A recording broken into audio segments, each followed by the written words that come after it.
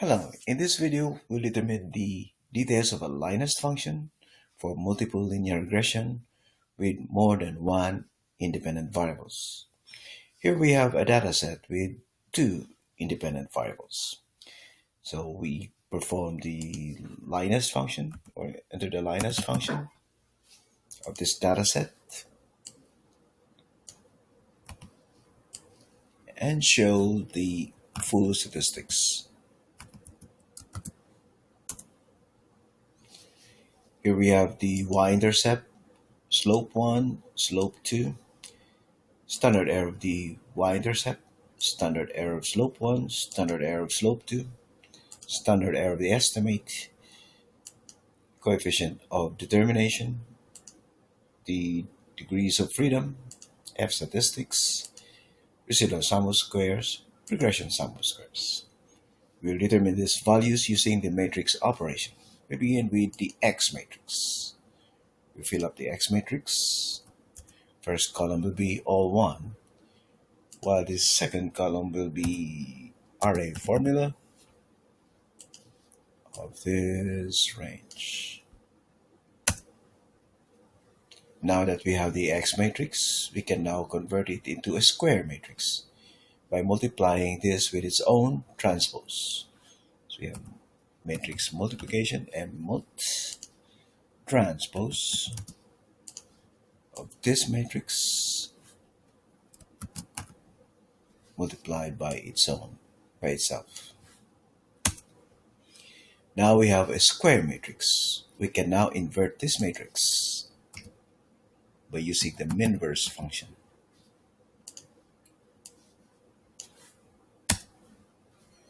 Now that we have the inverse matrix, we can also multiply the transpose of the X matrix to the Y values.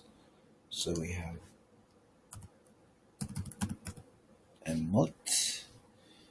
transpose of the X matrix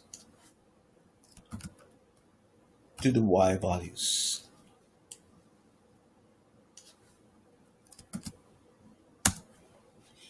Now that we have the transpose and the inverse, we multiply both matrices to get the coefficient matrix, which is a this matrix and the transpose, the product of transpose and Y. So we have the coefficient matrix containing the intercept, slope 1, and slope 2. So we have intercept, slope 1, and slope 2. Next, we determine now the estimate y or the y hat values. So which is equal to multiply the X matrix and the coefficient matrix. Now we have the estimate or y hat values.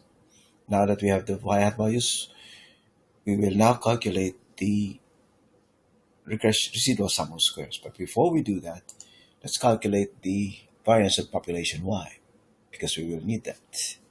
So it's equal to variance of the population y. No.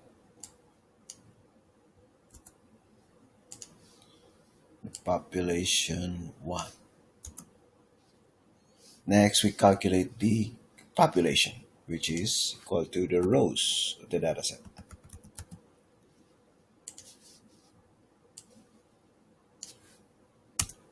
Our population is 9. Then we go back, we calculate this residual sum of squares, which is the sum of the difference of squares. Sum of squares of the difference of y and the estimate.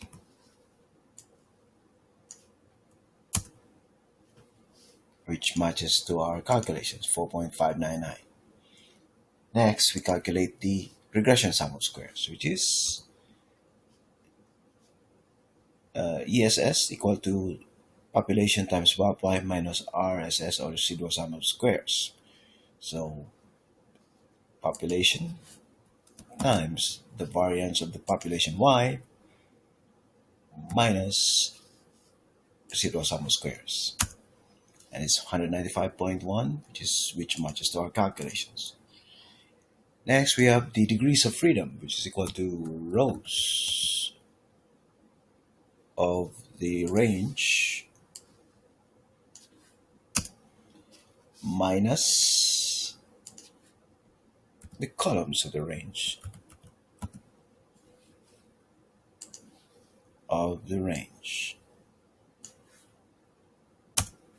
We have 6.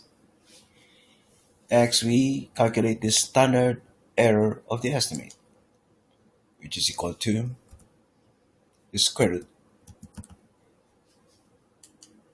of the residual sum of squares divided by the degrees of freedom. We have 0.875 to match this.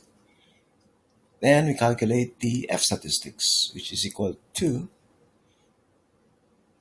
ESS, which is this, divided by 2. 2 because there are 2 independent variables, divided by the standard error squared.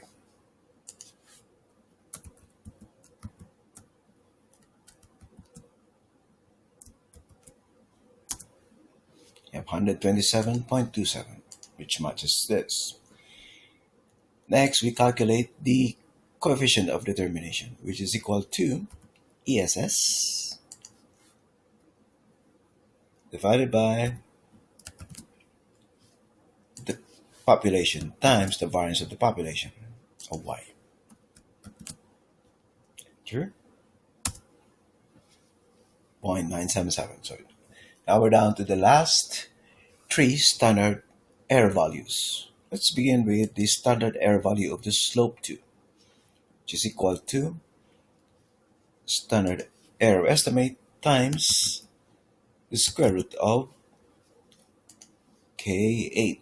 K8 is 0.315.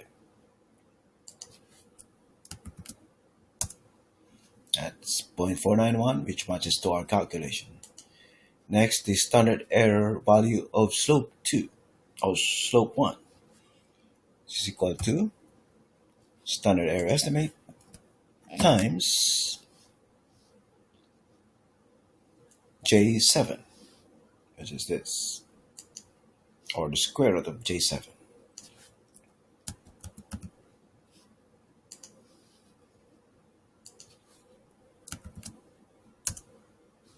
.682 also matches to our calculations. This is equal to standard error estimate times the square root of I6, which is this.